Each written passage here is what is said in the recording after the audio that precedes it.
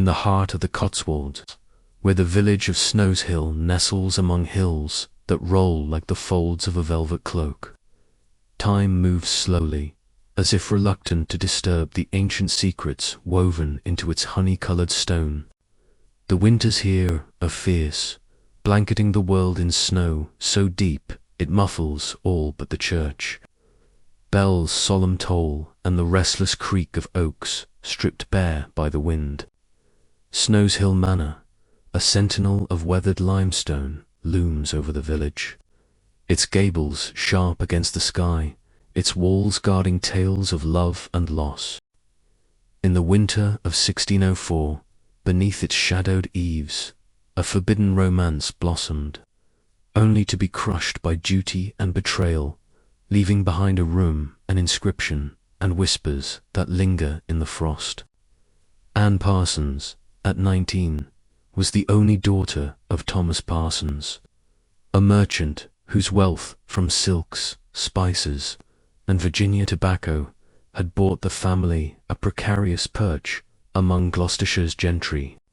With her chestnut curls, hazel eyes that sparkled with quiet defiance, and a laugh that could thaw the coldest morn, Anne was her father's pride and his bargaining chip.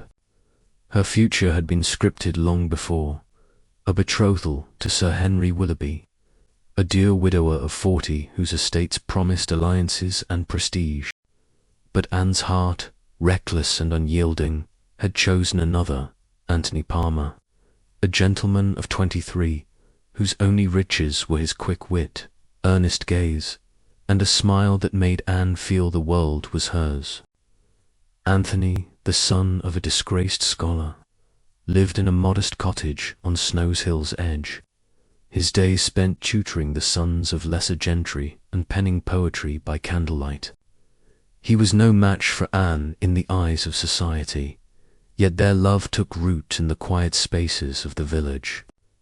They met in the manor's orchard, where snow-laden apple trees hid their clasped hands, exchanged notes tucked into a hollowed stone in a dry stone wall, and stole moments in the yew garden, its frost-silvered boughs a cathedral for their whispered promises. Each meeting was a risk, for Snowshill's walls had ears, and Thomas Parsons's spies, servants loyal to coin, watched Anne's every step. At the heart of the manor was a chamber, its oak door carved with a Latin inscription: Amor et essis non silenter, love and a cough cannot be concealed. The words, etched by some long-dead hand, were both jest and prophecy, mocking the futility of hidden passions. Anne and Anthony knew the room well, a quiet refuge where they'd once shared a stolen kiss, the firelight dancing on their faces. It was here, on a bitter January night in 1604, that their love defied the world. Father Edmund, a village priest with a heart softened by their plight, agreed to bind them in secret. Under the cover of a howling blizzard, they slipped into the manor, the snow erasing their tracks. Before a low-burning fire, with the wind rattling the diamond-paned window, they spoke their vows, hands clasped, hearts racing. The only witnesses were Father Edmund, his face grave, and the manor itself, its stones seeming to hum with their secret. But love, like a cough, betrays itself. Anne's joy was her undoing, her blushes at the market, her absence from morning prayers, and the lightness in her step drew eyes. A maid, bribed by Thomas Parsons, found a note in Anne's chamber, its ink smudged but its words damning. My heart, meet me at dusk, A.P. The Parsons family's rage was a tempest. Thomas, his face thunder-dark, saw his ambitions crumbling. His wife, Margaret, wept for the scandal. Anne was confined to the inscribed chamber, the Latin words mocking her as she pressed her forehead to the icy glass, her tears falling like the snow outside. Anthony, less fortunate, was seized in the dead of night, dragged from his cottage by men in cloaks, their torches casting long shadows. The court of Star Chamber, the king's dreaded tribunal, convened in London to judge Antony's crime. To marry Anne without her father's consent, to dare love above his station, was an affront to the social order, a rebellion as grave as treason in the eyes of the gentry. Antony stood before the court, his scholar's eloquence no match for the weight of power. The sentence was merciless: banishment to the colonies, his name struck from England's rolls, his life erased. Anne, locked in her chamber, heard only rumours, each one a dagger: Anthony in chains, Anthony on a ship, Anthony lost to fever in a distant land. Her pleas to her father fell on stone. Her mother's pity was cold comfort. The manor became Anne's prison.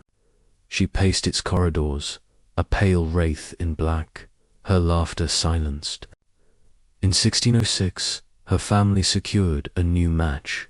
Sir Henry Willoughby, as planned, his wealth a bandage for their wounded pride. Anne spoke the vows, but her eyes were empty, her heart buried with Antony. She bore Henry a son, but joy eluded her, and she died young, at 30. Her grave in Snowshill's churchyard marked by a simple stone. The manor passed to new hands, but the inscribed room remained untouched, its door a silent witness to the love it had sheltered. Antony's fate is a shadow in the records. Some say he perished in Virginia's swamps, others that he lived as a wanderer.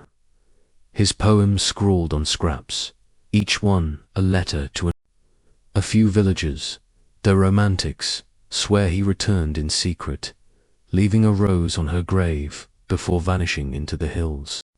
Snowshill's elders, though, speak of the manor's restless spirit. On snowy nights, when the village lies hushed, footsteps echo in the inscribed chamber, and a woman's voice murmurs vows, soft as a prayer. A cough, faint, persistent, follows, as if love, even in death, cannot be concealed. The window rattles, the fire flares, and some claim to see two shadows, hand in hand, fading into the snow. Centuries on, Snowshill Manor stands, its inscription a pilgrimage for lovers and dreamers. Visitors trace the Latin words, feeling the weight of Anne and Anthony's story. The yew garden, now wild, whispers their names, and the orchard's stones still hide secrets. On winter nights, when the Cotswolds sleep under a white shroud, the church bell tolls, and Snowshill listens, for the vows that defy time, for the cough that lingers, and for a love that, like the manor stones, endures the weight of centuries. Many thanks for treading this tale's dark path. If its chill gripped you, like, follow, subscribe, and comment below.